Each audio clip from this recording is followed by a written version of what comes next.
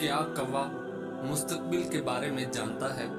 कौवे के बारे में कई किस्म के इंकशाफात और गुमान किए जाते हैं। जैसा कि आप सभी ने अक्सर सुना होगा कि कौवा आने वाले वक्त को पहले से जान लेता है, और अगर कौवे घर की छत पर या घर की दीवार पर आकर एक दूसरे से लड़ पड़े या झगड़ने लग पड़े, तो इससे इस बात का गुमान किया जाता है कि उस घर पर कोई बुरा वक्त आने वाला है, क्योंकि कौवों का एक दूसरे से लड़ना झगड़ना अच्छा नहीं समझा जाता।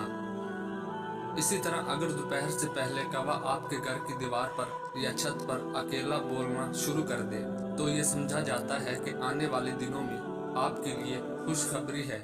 आपकी दौलत में इजाफा हो सकता है, आपके रोजगार में इजाफा हो सकता है, आपको खजाना मिल सकता है, आपको कोई बड़ी कामयाबी मिल सकती है।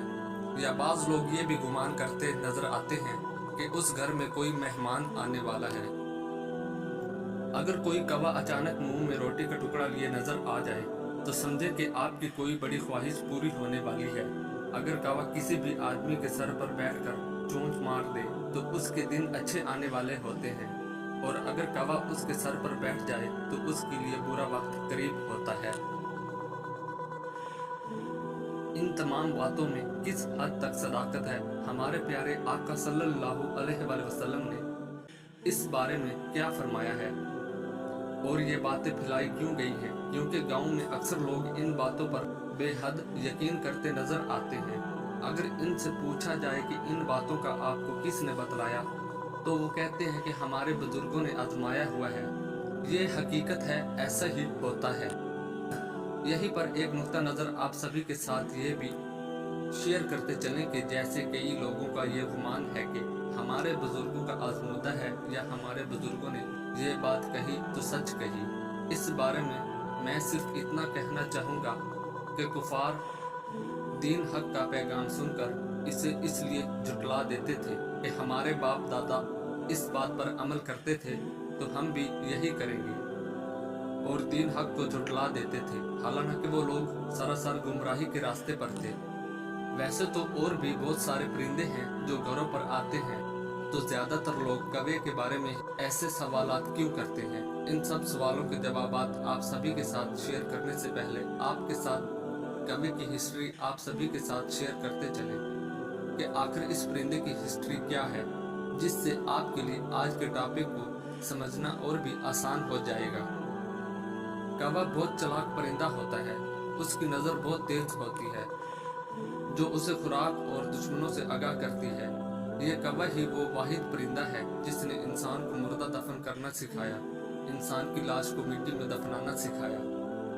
और ये वो परिंदा है जिसे हजरत नूह अलैहिस्सलाम ने सबसे पहले जमीन का जायजा लेने के लिए कौवे को भेजा, लेकिन ये उसकी बदकिस्मती कहीं या कुछ और, जब उसने जमीन पर मुर्दार देखा तो उसी को खाने बैठ गया। यही वजह है कि उसे खौफ की बद्दुआ दी गई, और इसी वजह से ये इंसानी आबादी से हरासा रहता है, इंसानों से चौंकना रहता है। तो दोस्तों, ये तमाम तर बातें कि कौवा मुस्तकबिल देख सकता है, या उसके काएं काएं करने से किसी को फायदा या नुकसान हो सकता है, तो आप सभी को बताते चले कि इस्लाम में इन तमाम तर बातों की कोई अहमियत नहीं है।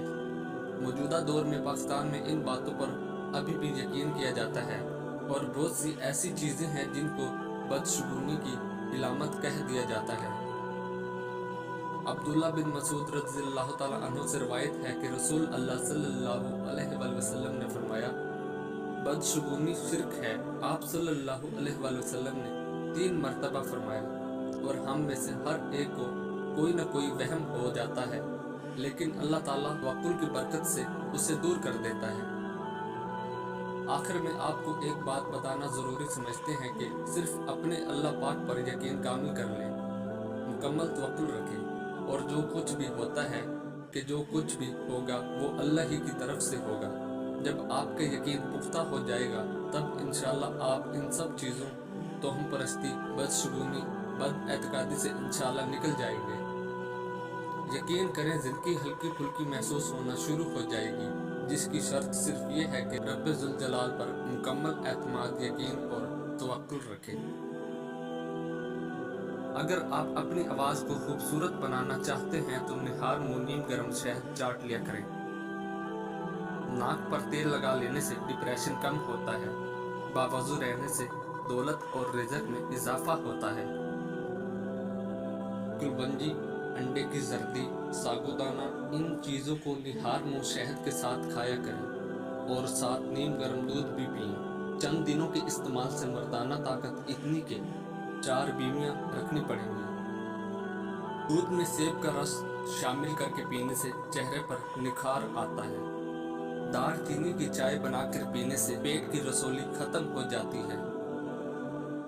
ایلو ویرا میں ہلدی ملا کر چہرے پر لگا لو، داغ دور ہو جائیں گے۔ خواب میں خود کو سفر کرتے دیکھیں تو جان لو کہ کوئی خوشخبری ملنے والی ہے۔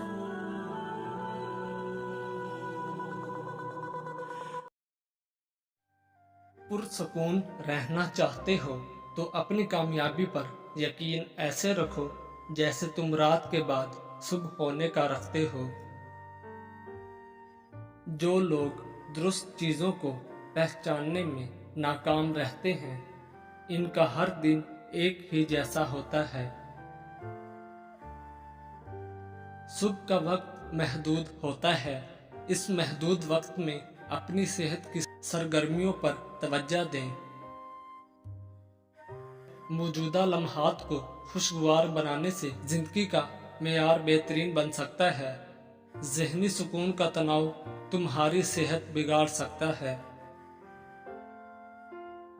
اپنی زندگی کو بدلنا چاہتے ہو تو سب سے پہلے زندگی کے معنی تلاش کرو۔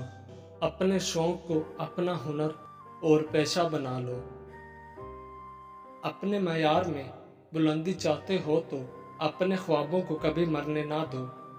زندگی کی تکالیف کی دعا گزرتا ہوا وقت ہے۔ خود پر یقین رکھو۔ خود میں باقاعدگی سے اچھائیاں دیکھنے والا پرسکون اور خود اعتماد زندگی گزار سکتا ہے۔ اپنی رائے اور جذبات کو چھپانا تمہارے حوصلے کو پست کر دے گا۔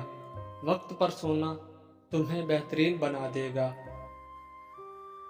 تمہاری زندگی کسی بھی لمحے بدل سکتی ہے، لہٰذا اپنے مقصد کو جاری رکھو۔ زندگی کے لیے سفر منزل سے زیادہ اہم ہے۔ روح کی پرورش کے لیے اپنی امید کو زندہ رکھو۔ موجودہ وقت تمہاری نسلیں سنوار سکتا ہے۔ اپنے خوابوں پر خاموشی سے کام کرنا تمہارے لیے ترقی کی راہ کو ہموار کرتا ہے۔ اپنی چنگاری کو بیدار رکھنے کے لیے وقت نکالو۔ غیر متوقع جھٹکوں سے بچنے کے لیے اپنے دل کی بات کو سنیں۔ اپنے دل پر بھروسہ کریں، لیکن استعمال اپنے ذہن کو کریں۔ مشورہ مانگنے سے پہلے غور کریں، آپ کس سے مانگ رہے ہیں۔ زندگی میں بہت آگے جانا چاہتے ہو تو لوگوں کے ساتھ مہربانی سے پیش آؤ۔ جو چیز آپ کے ذہنی حالات کو خراب کرے ان کے بارے میں سوچنا چھوڑ دیں۔ شکر گزاری تمہیں ذہنی دباؤ سے بچا دے گی۔ بدن میں طاقت پیدا کرنے کے لیے کھجور اور بادام پیس کر بکری کے دودھ میں ڈال کر پی لیا کرو۔ معدے کے تمام امراض سے بچنے کے لیے جامن کھایا کرو۔